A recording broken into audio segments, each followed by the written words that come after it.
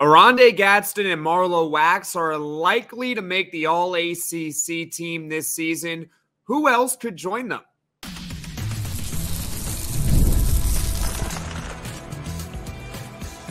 You are Locked On Syracuse, your daily podcast on the Syracuse Orange.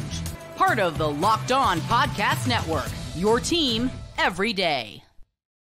Hello, everyone, and welcome into Locked On Syracuse. I'm Jackson Holzer, and thank you for making us your first listen of every single day here on the Locked On Podcast Network, where it's your team every day, and we're free and available wherever you get your podcasts. And on today's show, we're talking about the best players on Syracuse football and who's likely to make All-ACC, who could possibly make All-Conference, and who are some players that are long shots to make it, but definitely in the range of outcomes. So we're going over All-ACC possible selections on today's show. Today's episode is brought to you by Gametime. Download the Gametime app, create an account, and use code LOCKEDONCollege for $20 off your first purchase. Terms apply.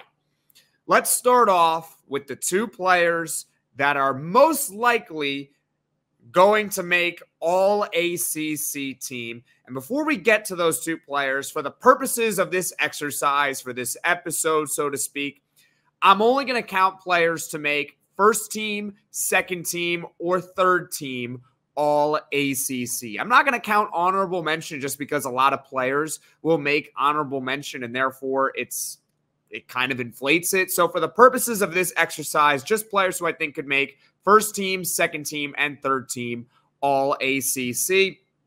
Let's start off with the best player on the team, in my opinion, Oronde Gadsden, 6'5", 240-pound tight end with 2 years of eligibility remaining. One reason why he's likely to be All-ACC this season, well, he made the preseason All-Conference team. And there's only one team that is released.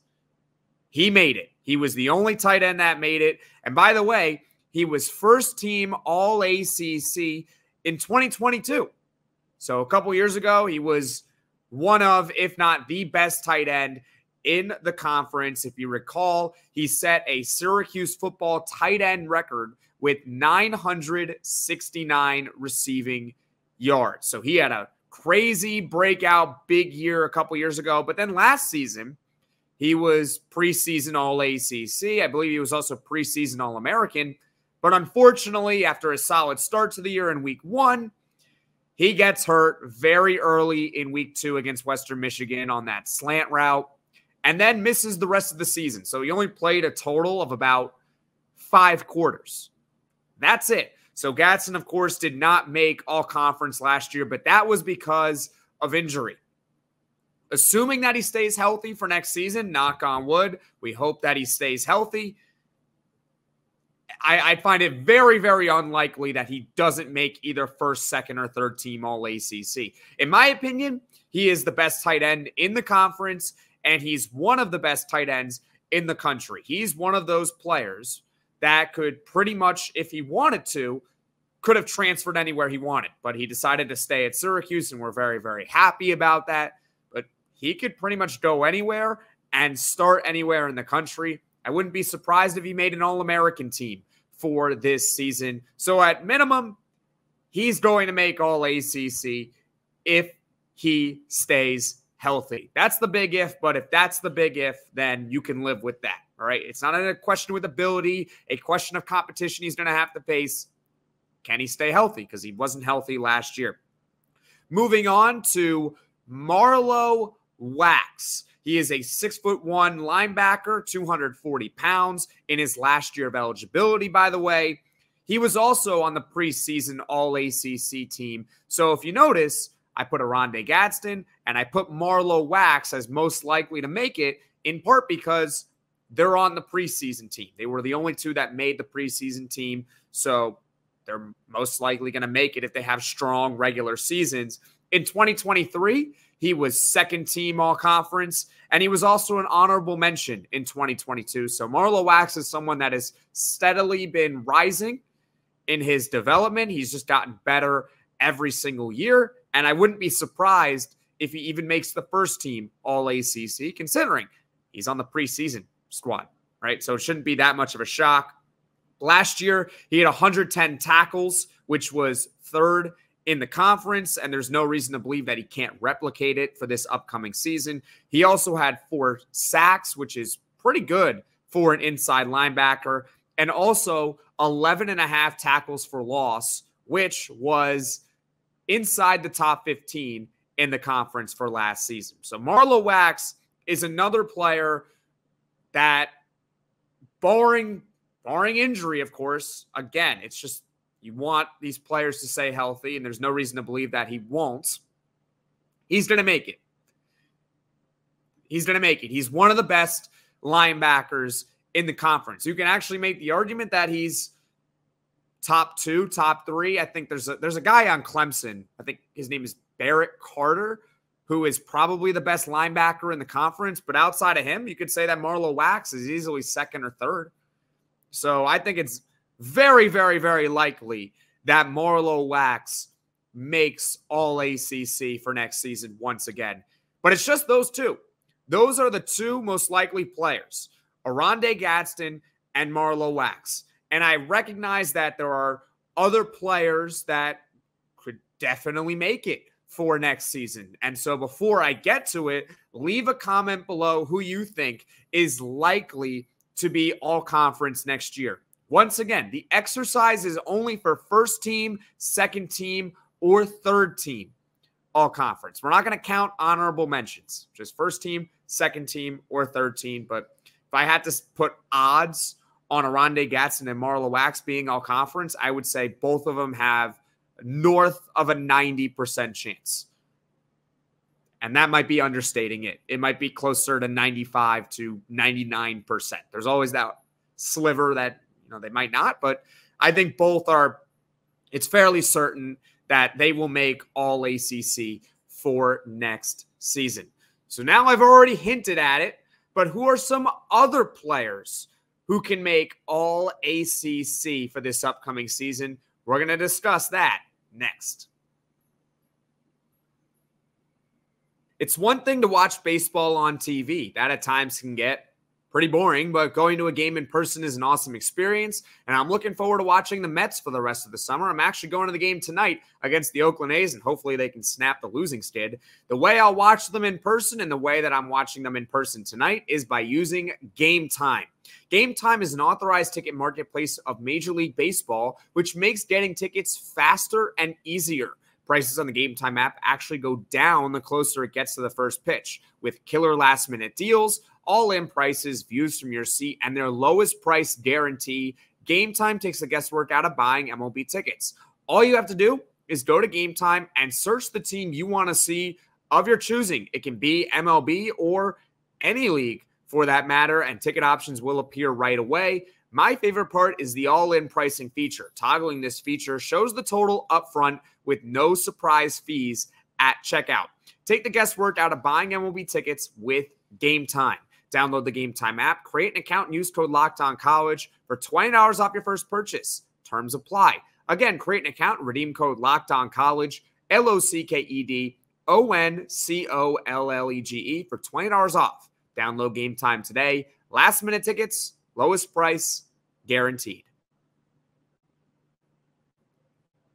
Thank you for making Locked On Syracuse your first listen of the day. For your second listen, enjoy the Locked On College Football Podcast. Spencer McLaughlin gets you ready for an exciting season on the gridiron with discussion on the upcoming season and the ever-changing landscape of college athletics, including conference realignment, the transfer portal, NIL, new college football expanded playoffs, and more. Locked On College Football is available on YouTube and wherever you get your podcasts. Part of the Locked On Podcast Network, where it's your team every day. So we're going to continue our discussion with players who are possibly going to make All-ACC on Syracuse for this season. If you recall, the 2 players who are most likely, I would say greater than a 90% chance, are Oronde Gadsden and Marlowe Wax, in part because they were the only 2 selections that made it in the preseason all-conference team. So now we're going to talk about 4 players who have a chance. Certainly have a chance. Some of them maybe higher than others,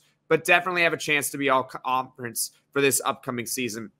Let's start off with the biggest name of them all, and that is the new starting quarterback for this team, Kyle McCord, 6'3", 220-pound quarterback, 4-star transfer from Ohio State in his last year of eligibility. Last season in the Big Ten, he made the third team all-conference. So now he's coming over to the ACC after a 3,200-yard season, 24 touchdowns, 6 interceptions, and nearly a 66% completion rate. Top 10 quarterback rating in the country. So all those stats and being a selection last year, it should guarantee him a spot, right?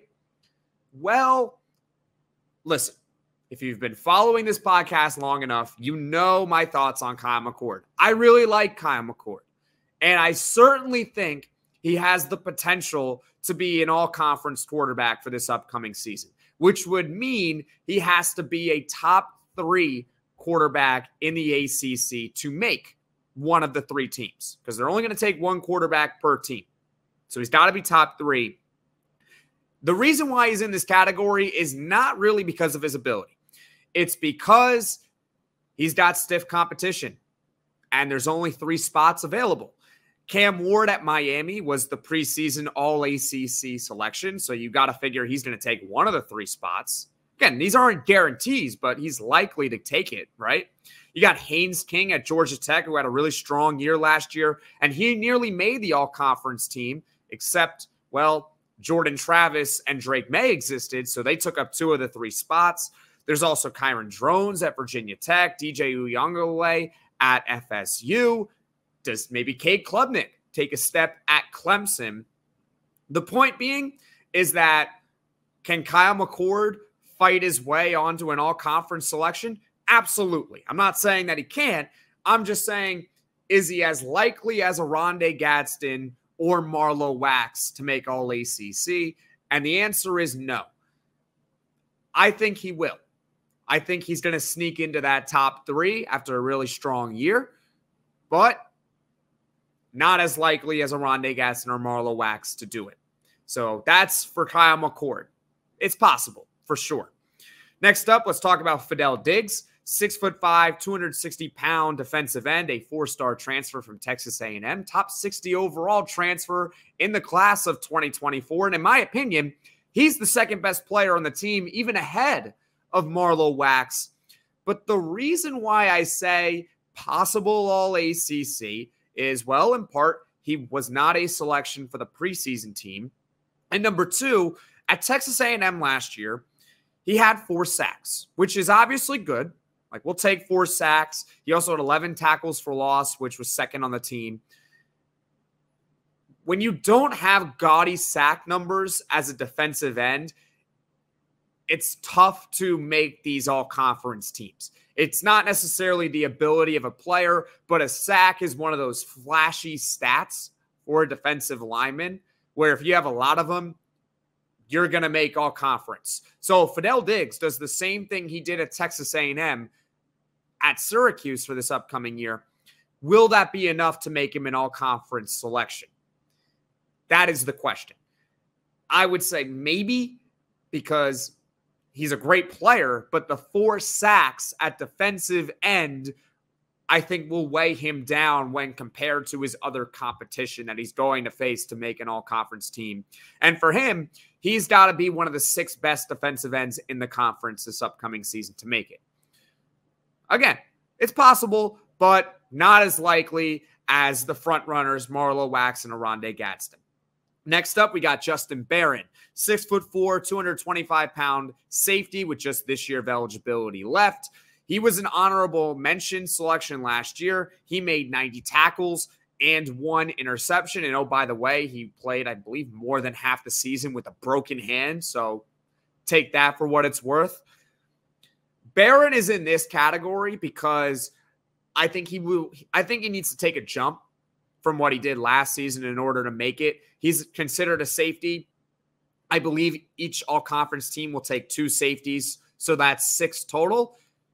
Is he a top 6 safety in the conference? Probably, but again, with this exercise, is he more likely than Marlowe Wax? No. Is he more likely than Oronde Gadsden? No. So I put Justin Barron on the category of Definitely possible, but I want to see a step up before I say he's a lock to be an all-conference selection.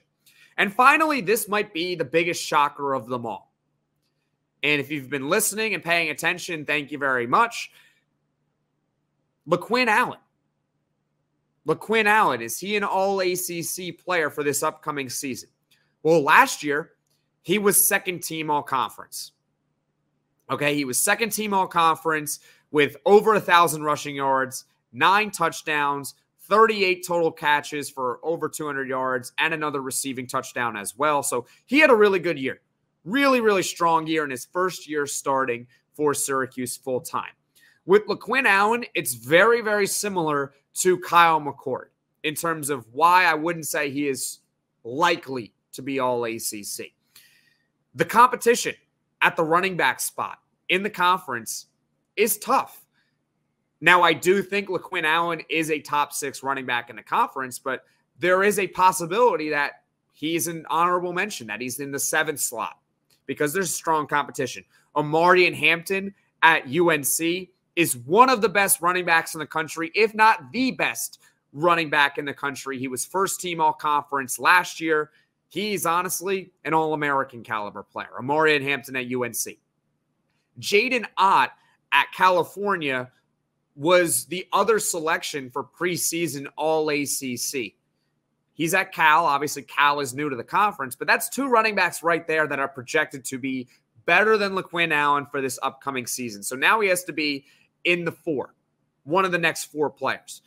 And there's Damian Martinez at Miami, who had a strong 2 seasons at Oregon State and was a highly sought-after transfer. Jamal Haynes, Jordan Waters, they were on the 3rd team last season at their respective schools. So overall, I think LeQuint Allen will make an All-ACC team, but he's not one of the 2 most likely players on the team to make it. So in short, in summary, the 4 players who can definitely make it, but not as likely as Oronde, Gadsden, or Marlowe are Kyle McCord, Fadil Diggs, Justin Barron, and LeQuint Allen. And leave a comment below if you agree with me. If you disagree with me, do you think that one of those 4 players is a lock to make All-ACC? Leave a comment below your thoughts on who you think from Syracuse is going to make All-ACC for this upcoming season. Now, coming up, we're going to talk about the long shots, guys who you can kind of call them breakouts, if you will, as well. And that's also a tease for the next video or the next podcast. Who are some long shots to make all-conference next season? There are 3 players who I think are long shots for this team to make All-ACC this upcoming season. If you recall, we've been doing the exercise of players most likely on Syracuse to make 1st team, 2nd team, or 3rd team All-ACC. We're not counting honorable mention in this exercise, all right? So I want to start off the long shots with shouting out the offensive line, and that is Savion Washington or Savion Washington. He is 6'8", 340 pounds, so he's a big fella. He's a tackle and a 3-star transfer from Colorado. Now, last year at Colorado, he played 10 games and made 9 starts, and he was pretty strong at right tackle with a pass block grade of nearly 70 on Pro Football Focus. So can he break through?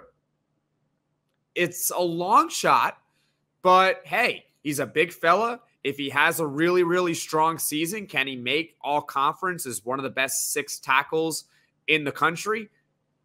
Or not in the country, in the ACC. Yeah, why not? It's a long shot, but I think he deserves a little bit of love. Next up, we got Duce Chestnut. That's right. 6 foot, 200-pound defensive back. I think he's gonna play free safety for this upcoming season. He transferred back to Syracuse after 1 year with LSU where he didn't have the greatest year. He only played, I believe, 4 games for them. He didn't have the greatest year. But when he was at Syracuse, he was at his best, and he was an All-ACC player. In 2021, he was a freshman All-American. So that's good. Freshman All-American and 3rd team All-Conference.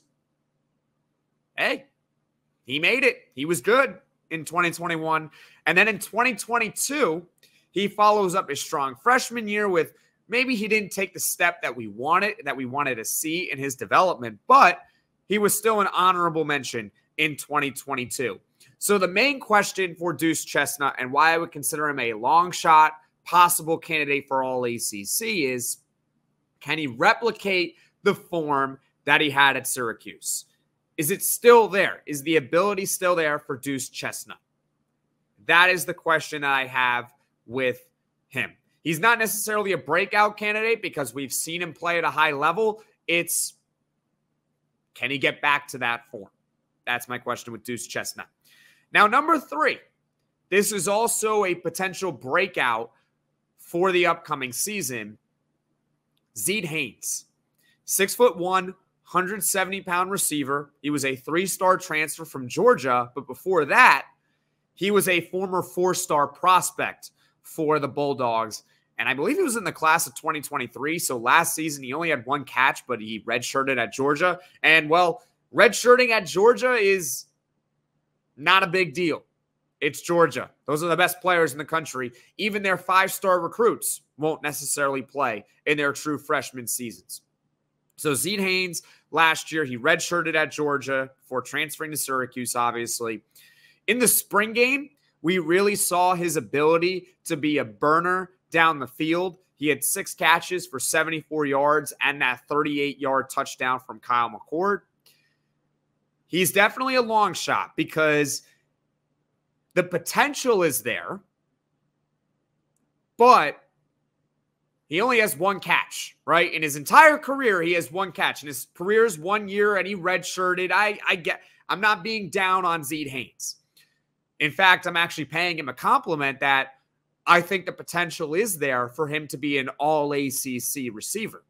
But there's a lot of competition at the receiver spot in the ACC, so I don't know if Zeed Haynes is going to crack it for this upcoming year. Can he do it? There's a long shot outside chance that he does because he's a game breaker. He's a burner. If he has, a few long touchdowns over the course of the season, that total can add up. So all I'm saying is that there is an outside chance that Zeed Haynes could sneak his way on to an All-ACC selection. Like, I wouldn't be overwhelmingly surprised if he did it. I wouldn't. Even though we haven't really seen it yet, there's only potential there, but he's got high upside. Thank you for making Locked On Syracuse your first listen today. Now go check out the Locked On College Football Podcast. From NIL deals to never-ending conference realignment and rumors, Spencer McLaughlin gets you ready for an exciting season on the gridiron. You can find the link to Locked On College Football in the description below, so you don't need to search. Part of the Locked On Podcast Network, your team every day. So wrapping up today's podcast with an overall thoughts. So just to go over the list once again, I think there are 2 players who are head and shoulders the most likely candidates to be All-ACC on Syracuse for this upcoming year. Oronde Gadsden at tight end. He was preseason all-conference. And Marlowe Wax, All-ACC preseason linebacker. I think it's very likely that he takes another step in his development in his final season here at Syracuse. Then you have 4 players who I think are definitely possible. Some of them have higher odds than others, but the 4 are Kyle McCord, Fadil Diggs, Justin Barron, and LeQuint Allen. All of them to various degrees have the ability to be all conference, but whether it's maybe not having the flashiest numbers or there's just a lot of competition at the position in the conference, there's some sort of thing that might get in the way of them not being an All-ACC selection. But chances are, of those 4 players, I think at least 2 of them are going to make it. I think LeQuint Allen is likely, and I'll say Kyle McCord out of those 2. I think Kyle McCord and LeQuint Allen are the 2 most likely of those 4 to make All-ACC. And then we have the long shots. The tackle, Savion Washington from Colorado. He had a pretty strong year at Colorado, even though he's a 3-star transfer. So can he have a breakthrough season? Maybe. There's Duce Chestnut, who's a long shot because, well, he didn't have a great year at LSU, but in his time at Syracuse, he made third-team All-ACC in his freshman year and then was honorable mention the following year. So it's about whether or not he can rekindle that form. And then there's Zeed Haynes, an explosive wide receiver transfer from Georgia. High hopes for him. Maybe he sneaks his way onto the team this year. Hopefully he does. That'd make this offense really, really deadly. But he's a long shot because the potential is there, but we haven't yet seen it on the field for Zeed Haynes. So that concludes this episode of the players most likely to make All-ACC on Syracuse football for next season. And leave a comment in the comment section below the players you think are most likely to be All-ACC next season. Thank you guys so much for watching. Thank you so much for listening. If you like this video, click that like button. And if you really liked it, subscribe to the channel, turn on those notifications so you know right away when I am dropping the next podcast. And everyone, take care.